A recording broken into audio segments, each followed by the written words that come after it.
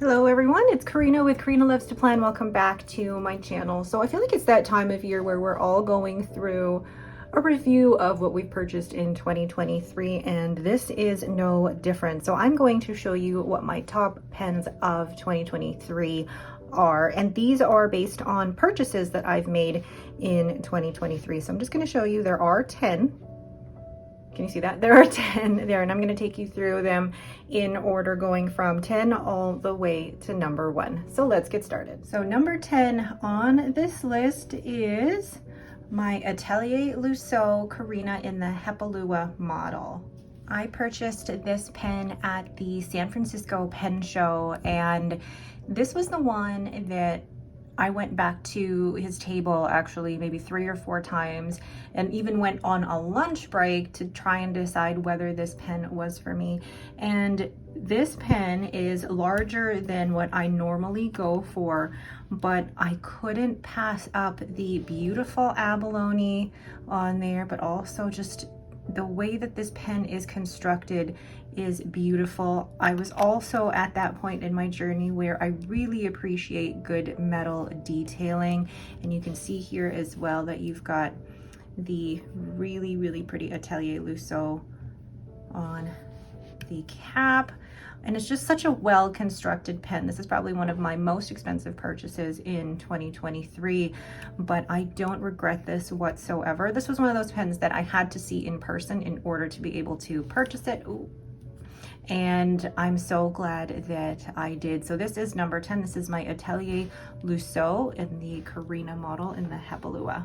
Number 9 is my silver Burl in the Strata Quartz, and this one has a little bit of recency bias because I did just purchase it in October, but it is stunning. This was made by John in the UK, and he was able to get this resin, this blank, from somebody who actually is in the UK. He said, yeah, I know him, he just lives down the road. And for those who are in the UK, down the road could be 20 miles down the road. Anyway, I loved working with John. He was very open to my specifications about having, you know, a very smooth body, no facets. And he was also open to the type of art that I wanted on the metal clip there. And then I also wanted the different details on the finials. It's just such a stunning pen. It's also so comfortable for me to hold, and you know, I'm a big fan of Yovo nibs because of the fact that they are interchangeable, and I don't mind getting these ground because if I want to use one in a different pen, then I certainly could. But this is number 9 on my list because, again, another expensive addition to my collection, but I enjoyed the experience of working with John on this one, as well as just how beautiful this pen is. So number 9 is my silver Burl in the Strata Quartz. Number 8 is my Pilot Vanishing Point in the Forest Green. This is the 30th anniversary of Pilot in Taiwan, and this is a matte finish. And the story behind this is I actually created a sticker collection in August, and in that sticker collection I drew some pens, or some fountain pens, that I wanted in my collection, regardless of whether they or not the colorway actually existed in real life. And one of the pens that I had drawn was actually a Pilot Vanishing Point in this exact colorway, and I had no idea that one like this existed, especially in a matte finish, and I'm all about the matte finishes right now. And when I saw this on Lau's channel and he directed me towards Muse pens, I was hooked. I ended up selling 2 pens to be able to purchase this. Now, if you remember from my unboxing video, there was a scratch here, but Muse pens were fantastic with helping me. They actually had me send it back. They were able to fix that scratch, and then they gave me a tiny bit of credit towards the purchase of another pen. So they were fantastic to deal with. So that is my number 8 pen. It is the Pilot Vanishing Point in Forest Green. I do love the Vanishing Point. It is comfortable for me. I love the capless. I love the gold detailing. The only thing with this particular model is that darn PELICON 40 converter, but otherwise it's such a smooth 18 karat fine gold nib. My favorite actually out of all the Pilot nibs is this nib. So for those reasons, this is number 8 on my top pens purchased in 2023. Number 7 on my list is the Just Turnings Pastel Primary Manipulation. Now, the primary manipulation, or the pastel primary manipulation by Jonathan Brooks, I didn't discover this until about this time last year when I heard that they were being discontinued. And one of the things about the pastel primary manipulation is that, well, one, it's being discontinued, but two, these can look so different from one blank to the next. And I had purchased one used off of Reddit and it looked completely different, which I ended up selling. And then I bought this one. The story behind this particular one is that I ended up waking up one morning very early before my alarm even went off, went on Instagram and saw this on Just Turning's Instagram page and immediately snapped it up, because the way these swirls are and the distribution of color and how light and pastel-y some of these are is exactly what I wanted my pastel primary manipulation to look like. And this particular one, it comes with a Yovo nib, but I've had this recently done. It came with an extra fine Yovo nib, but I had my local nib grinder, Jack Hernandez, turn this into an extra fine Architect, and I'm so happy with it.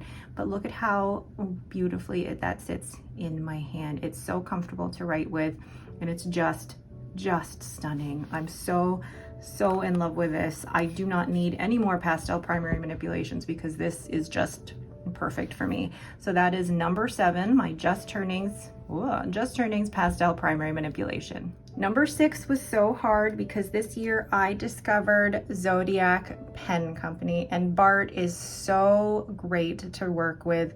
He is one of the nicest people that you will ever meet, and he is reaching his 1-year anniversary here shortly. So I have purchased a few pens from him, and he's also gifted me this Carolina agate, but I couldn't decide. It was so hard to decide which one was my favorite out of the ones from Zodiac Pen Company. But I think, like, I love the matte finish on this black cherry koi. I love the finish on the abalone and then the water lily koi as well. So I just, in the end, I ended up deciding that the abalone was my favorite in terms of the Zodiac Pen Co. So this comes in the Virgo model, and it's just stunning. I love the shape of this pen, but also the way that the abalone resin has the perfect distribution of the purple and the very light teal, and the white is gorgeous. And again, this Virgo model is very comfortable for me to use. It comes with a Yovo nib. This one in particular is an extra fine Yovo nib.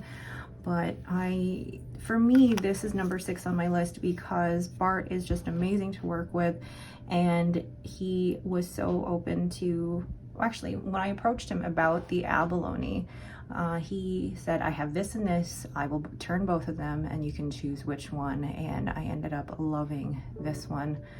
Oh, I will have a few more Zodiac Pen Co. pens in my future, but number 6 is the Virgo model in the abalone. Number 5 on my list is actually a pen that I had never thought of purchasing myself, but I was actually gifted this by Bleskit Canada. It is the Lami 2000. And I never thought that I would like this pen as much as I do, because when you look at it, it's boring. It is a boring looking pen, but it is also very classic looking. And for when this pen was originally made, I believe in the 60s, this was very modern looking. But it's got a great clip, which I mean, I don't use, but then it's got that really good snap cap. So satisfying. And then it's got the piston fill, and oh, I've got some ink in there. Let me wipe that. I love how comfortable this pen is to hold, and I've got ink all over me now, but being able to post it like that and it's still very comfortable, not at all back heavy. But also I love this nib. I've got an extra fine nib, and it feels a little bit like an Architect when I write with it. So this pen, I wasn't sure how I would feel about it, and I thought, you know what, I might as well give it a try. and I love it. This was one that I never expected to love as much as I do, but it's comfortable. It writes so smoothly with that extra fine nib, and it's very, very classic looking. So number 5 on my list is the Lami 2000. Number 4 on the list, I'm gonna have to turn this here. Number 4 on the list is the Leonardo Momento Zero via Latea. This is a very recent purchase, but I remember saying to myself that if I'm gonna buy a Leonardo Momento Zero, because I tried this size actually at the San Francisco Pen Show with the lovely Clarissa, and I really liked this size, but I wanted to make sure that I bought a colorway or a resin that I really, really enjoyed. And when they came out with their Black Friday special and I saw this resin, which is the same resin, I believe, as the Strata Quartz on my silver Burl pen, but this one is in matte, and I love a good matte finish. But when they came out with this was released by Stilo e Stile, I knew I had to have it. It is a gorgeous pen. It comes with an extra fine nib, and I've actually been using Diamine U-Log in this right now, and I haven't had any clogging issues. It writes beautifully, and I find it very comfortable in the hand. I don't need to post it. I just love this pen, and I could look at it over and over. This was a bam for me. As soon as I saw the teaser pictures for this on Stilo e Stile's site, I was like, that pen is going to be mine. And I believe I got number 62 out of the 80 that they released. So I'm so happy with this purchase. So number 4 is the Leonardo Momento Zero via Latea. We're getting into the top 3 now. So number 3, and I'm gonna have to actually move something so that stays there. Number 3 is another Leonardo, and this time it is the Furore Aqua Petra. And this was a pen that I saw on Reddit and immediately fell in love with the colorway. I liked it because of the shape, but I also knew that because this pen is very similar in size to the Momento Zero, that I would find this very, very comfortable. So I bought this secondhand off of Reddit, and this nib has it's a fine nib that's already been tuned and smoothed by Annabelle of Applebaum, but it is such a comfortable pen. It's a beautiful writer. And how can you not, with that, you know, I believe it's rose gold trim, but gold, oh my gosh, Lucy's barking right outside the window. But like, how can you not with the beautiful cracked resin? Absolutely stunning. I'm so glad I got this at the price that I did. So that is the Leonardo Furore in Aqua Petra. Down to number 2. Number 2 is the ESTHERBROOK Esty. Of course it's the ESTHERBROOK Esty because I now have 4. And I couldn't choose just one of the ESTHERBROOK Esties because I love them all equally. It's like asking me to choose my favorite child. And I was introduced to this particular model this year when I won the giveaway for the Nouveau Blue. But then, as you see, that love expanded very, very quickly. Right after that, I believe I got the Rainforest, and then the Petrified Forest, and then the Honeycomb. And I'll show you quickly here, but the Nouveau Blue actually has a fine Yovo nib. The Rainforest, I just got this back from Jack Hernandez, and this one has a fine cursive smooth italic that he ground for me, and it is smooth, slicey, wet writing just the way I like it. And then the Petrified Forest has just a regular extra fine nib, but I'm tempted to get this done in a cursive smooth italic, but in an extra fine. And then we have the Honeycomb, which is in that needlepoint nib by Kirk Spear of Pen Realm. So why do I love the Esty so much? For one, out of all of my pens, this is probably the most comfortable. I compare all of my pens to this particular brand. I absolutely love this, but also the cushion cap mechanism in there can definitely help with keeping your pens wetter for longer.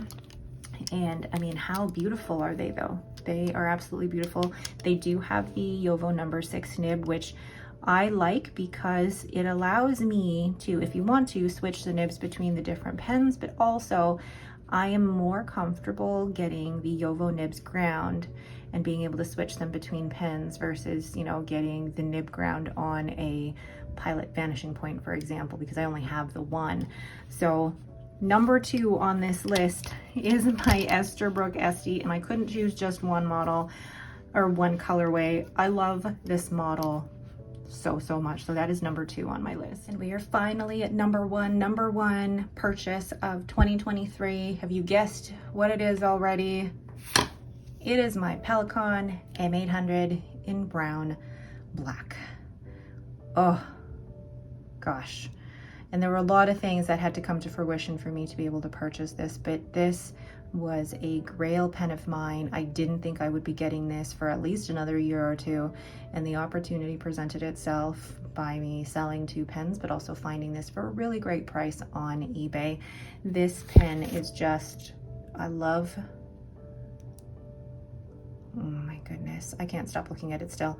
But instead of the usual black cap and finials, it's actually a darker brown, and then you have the slightly transparent barrel, and this is a piston fill, and this actually came with a fine 18 karat nib, but I had this ground to a cursive smooth italic by Jack Hernandez, and now it is stunning. This pen is so comfortable for me to hold. I love writing with this because that 18 karat nib is just so beautifully juicy, but also the weight of this pen makes it very comfortable.